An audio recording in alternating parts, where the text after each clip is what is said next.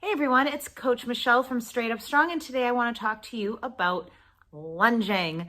Now, this is one of the big 6 movements that Coach Tina and I love to integrate into our strength training routines for our Straight Up Strong members and our one-on-one clients, because this is a movement that we do use in our everyday lives.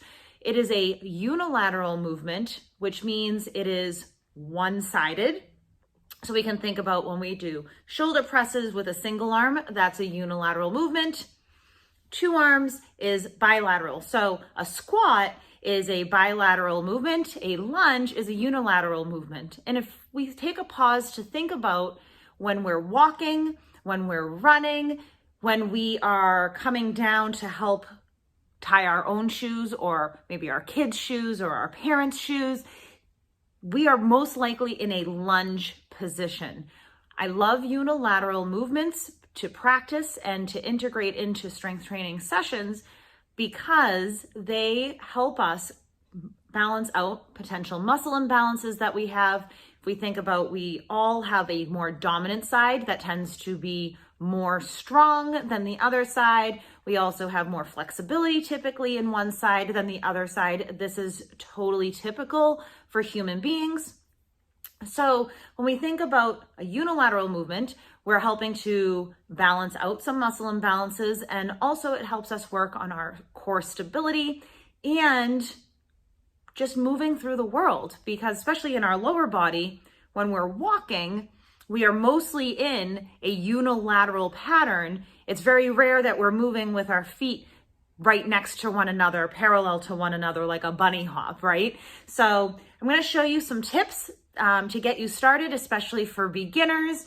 If the lunge has been intimidating to you, or you've been avoiding it, maybe because you have some knee pain, or you feel like it's too advanced of a movement, I want to break it down for you so you can start integrating this valuable movement today. All right, let's get started. So we're going to start, and we're actually, if you have a sturdy bench or a sturdy chair, you're going to put it parallel to you on next to your side. And so this bench is on my left side, and I'm actually going to have us start from the floor today. So we're going to take our left leg back, and we're just going to come to the floor. And guess what? You have already done a lunge, right? Coming down to the floor. And I like to start us on the floor because it makes us feel really safe when we are connected to the floor. Think about when you do glute bridges and then work your way up to hinging while standing. If you've seen my previous hinge video, starting on the floor makes our nervous system and our brains feel really cozy and safe to try to apply these movements. So I have the bench on my left side, and my left leg is back, my right knee is forward. This is called half kneeling. And you'll notice when we are in half kneeling, my pelvis and hips are automatically in line underneath my rib cage, underneath my shoulders.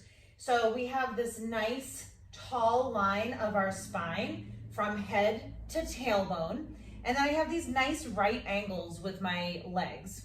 I have this bench by the side of me to help give me support as I grow strength here. So I'm starting from the floor, shoulders out of our ears. My back toes are curled under.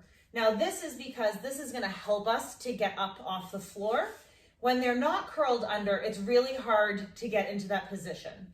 All right, so I do recommend curling your toes under. We're going to take a big inhale, exhale, and as you exhale, you are going to press that floor away from you to come to standing, using that bench or chair for support as you need it. Then we're going to inhale and lower back down to the floor. Uncurl your toes if you need to. Shake it out a little bit, all right? So exhaling as we press the floor away from us and come to standing. Inhaling on the way down. Ready? Exhale. Inhale. Exhale. Inhale. And you'll notice when I come to the top, my back leg, you want to make sure that your back leg is not so far behind you that you find yourself arching. All right, so when you're on the floor and in this half kneeling position, you might need to adjust your back leg to come in a little closer so that as you press the floor away, you can see I still have that nice tall line and alignment of my shoulders, my rib cage, and my pelvis, and I'm not overly stretched out, which also can cause some balance challenges here, right? We want to make sure we're not overly stretched out. You shouldn't feel your hip flexors like really pulling apart here, all right? Just gently pull your leg in, okay? So you'll notice that we're doing this body weight. This can be a very good challenge for many people, especially if you're getting started out.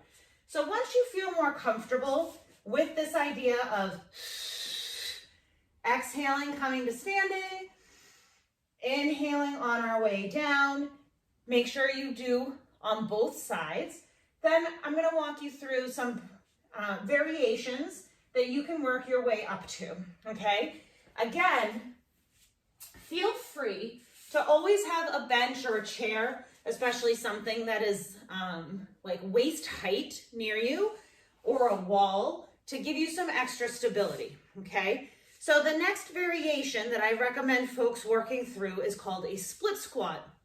And what you are essentially doing, so if you think about your feet being hip or slightly bigger than hip width, right? In a squat position, we're now going to split that squat by bringing one of our feet behind us. And look, this is the same position that we were in when we came from half kneeling to standing, right? So one of the big things here is this does not mean that your back leg is behind your front foot. You're still hip width, all right? Split squat, we're here.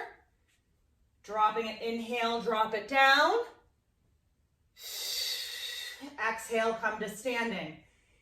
Notice how my rear knee is not banging on the ground. Feel free to come down to the floor and come up to standing, or hover just above the floor.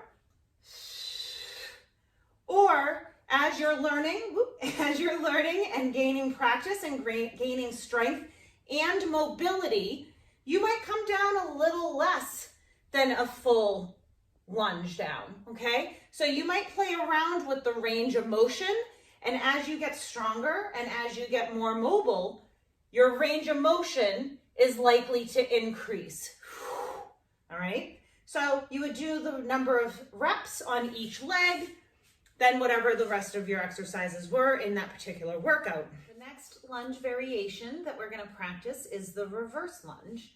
So just like with the split squat, we're not aiming to bring our back leg directly behind our front leg as if we were on a tightrope. We're looking to keep our feet at hip width, knees and toes are forward, shoulders are forward, and we're just going to take one of our feet, in this case I'm going to take my right foot, and I'm going to move it behind me a step, lunge back, come back to standing.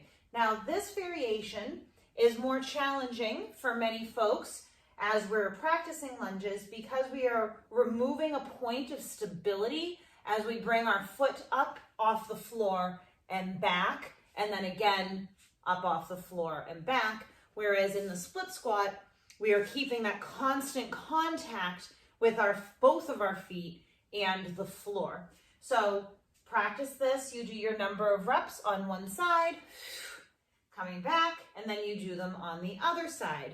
One thing that is helpful when we are thinking about, just like with our split squats, when we're thinking about our reverse lunges, is making sure we don't step super far back. We don't want to be super stretching out our hip flexors here for this particular variation. We're going to step back so that we get that nice alignment with our shoulders, rib cage, and pelvis.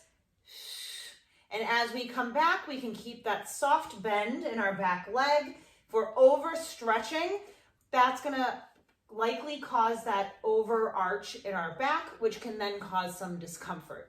So find that leg position that works for you. Third variation that we're going to practice today is our front lunge. So just like with the reverse lunge, we are taking away that point of stability through connection with one of our feet and the floor. We're also adding the element of deceleration as we lunge forward. Now that was a little bit of an extreme example, but if you think about when you're running, right, and you are landing on one foot, you are decelerating yourself to then push off and move to the other foot. So when we practice front lunging, you are not only removing the connection of stability between one of your feet and the floor, but you're also stopping yourself from moving forward and, falling on your face. So you're going to lunge forward, lunge, come back to standing. Again, lunge forward and come back to standing. Now this variation can be uncomfortable for some folks, especially folks who have pain in their knees from previous injuries or from arthritis, all right? If this is uncomfortable for you, you'll want to work your way up to it and or do other variations that do not cause pain, like your reverse lunge or split squats, and work your way up to it, okay? Now, there is also a common myth that your knee should not go over your toe. And it is perfectly safe for many people to have their knee come over their toe. And actually this happens often in a front lunge or in a walking lunge variation. See how my knee is coming forward a little bit more? It's not extremely over my front toe, but it is. And that's going to take a little bit more quad strength. So this is also why it might be uncomfortable to do that front lunge for some folks before you're necessarily ready for it. So in addition to the split squat variation, the reverse lunge variation, the front lunge variation, you can also add variety to your lunge movement by the way you hold your weights. So one way, you might be practicing body weight, but when you're ready to add weight, you can add them suitcase style, which means down by your side as if you were carrying suitcases or briefcases or whatever you might be carrying in your hands, right? So here's my reverse lunge suitcase style, right? Now you can hold in one hand or two hands in all of these varieties. Next variation is the racked position. So this is a single arm rack lunge. Lunge back and back up to standing. Again, you can hold two, you can hold one, and this just creates some more stability and challenge for your core when you have your weight up at your shoulder as opposed to down by your side. Another way you might see folks holding weight is in a press above their head. This is actually the standing part of the Turkish get-up, if you've ever seen anybody practicing those or practicing them yourselves. Bringing your leg back and back up. So that's another variation that you might see. Those are with dumbbells. Again, you can see these with kettlebells as well. So you might do holding the weight by the horns, weight at your chest, not in front of your face, and inhale. This is the kettlebell goblet lunge. And then you might also see it in a racked position. Back and up. Or in that overhead pressed position, which is a more advanced variation that you'll want to work your way up to. Other variations of lunges that you might see are walking lunges or even your side lunges, right? Moving in that side to side plane.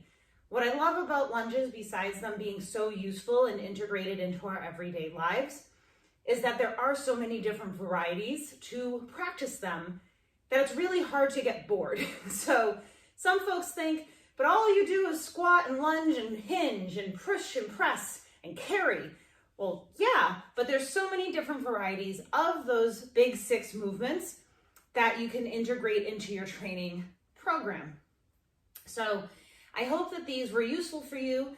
As always, I would love to hear from you in the comments section, any questions that you have, and or what your favorite lunge variation is right now. And as always, before you do any sort of physical movement, you should always be cleared by your doctor for movement and really be in, know with your own body what you are working on and what you are working towards. So if this was helpful, we always love to have you subscribe so that you never miss a new video. We have videos, fitness, wellness, and nutrition videos every week. And we also love to hear from you at Coach It Straight Up Strong if you have any topics that you would love for us to cover here on YouTube. So we'll see you next time.